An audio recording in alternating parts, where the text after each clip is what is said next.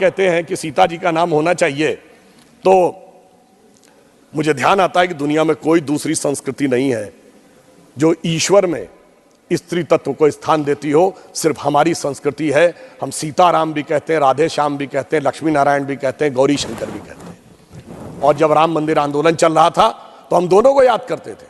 सभापति जी, मैं बालक के रूप में गया था उस रैली में, मुझे आज तक याद है। हम कहते थे, जन जन के मन में राम रमे और प्राण प्राण में सीता है, हर हृदय की धड़कन रामायण, पग पग पर बनी पुनीता है।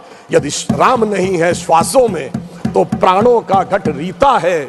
फिर हम कहते थे, इसलिए नरनाहर श्री पुरुषोत्तम का हम मंदिर भव्य बनाएंगे, सौगंध राम की खाते हैं, हम मंदिर वहीं बनाएंगे। और आज आप देखिए, वो सौगंध पूर्ण हुई। उसकी शुरुआत माननीय आडवाणी जी के समय में हुई थी और संपूर्ण मोदी जी ने उसे करने का कार्य किया है। अब मैं एक और बात कहना चाहता हूं, एक थोड़े इस विषय के ऊपर। माननीय खड़गे जी ने कल एक विषय कहा था कि साइंटिफिक होने की बात करनी चाहिए। जब हम साइंटिफिक की बात करते हैं तो मैं याद दिलाना चाहता हूं, श्री राम जन्मभूमि का जो मंदिर बना है ना, उसमें एक बड़ा साइंटिफिक एंगल आया है। वो क्या है कि रामनवमी के दिन उनके मस्तक के ऊपर सूर्य तिलक होगा। अब इसके लिए सबसे पहले किस चीज की जरूरत है? जो प्लैनेटरी पोजीशन थी कि अर्थ का जो एंगल होगा सूर्य के साथ, उस पर्टिकुलर दिन कैसे होगा। तो इसमें 3 इंस्टीट्यूट ने काम किया है।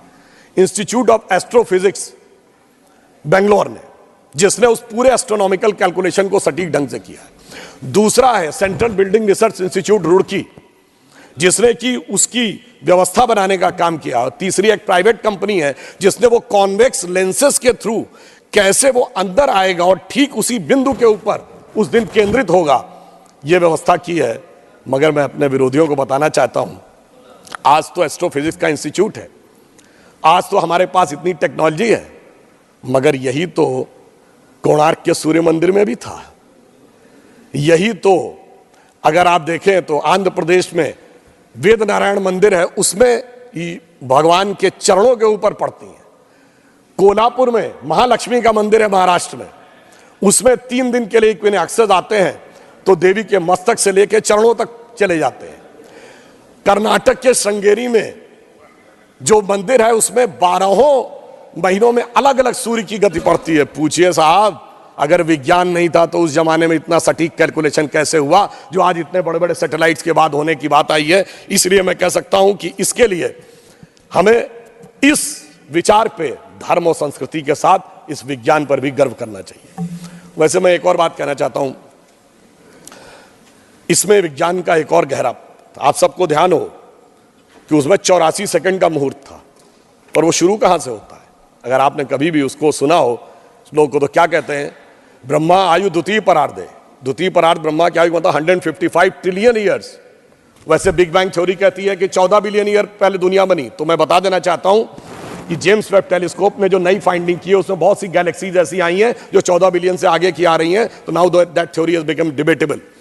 फिर वहां से आते हैं श्वेत वारा कल्पयानी 1.97 बिलियन ईयर्स, फिर आते हैं वैवस्वत मनवंतरे, फिर आते हैं कलयुग यानी 5125 ईयर्स, फिर आते हैं विक्रम संवत में 2081 साल, फिर आते हैं वर्ष में, वर्ष के भाग में, उत्तरायण सूर्य में, फिर आते हैं महीने में, और उसके बाद वार नक्षत्र होते हुए 84 सेकंड तक। मैं कहना चाहता हूं ये भारत की सनातन यात्रा है जो 155 ट्रिलियन ईयर से लेकर सटीक कैलकुलेशन 84 सेकंड तक का करती है।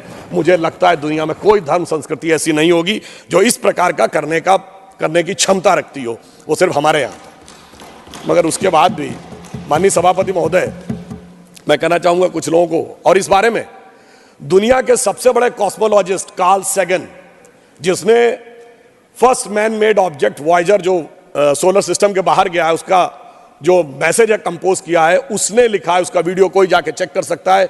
Now only the ancient calculation of Hindus matches with the modern scientific calculation, cosmological calculation. Ram मंदिर के उद्घाटन के समय एक और बात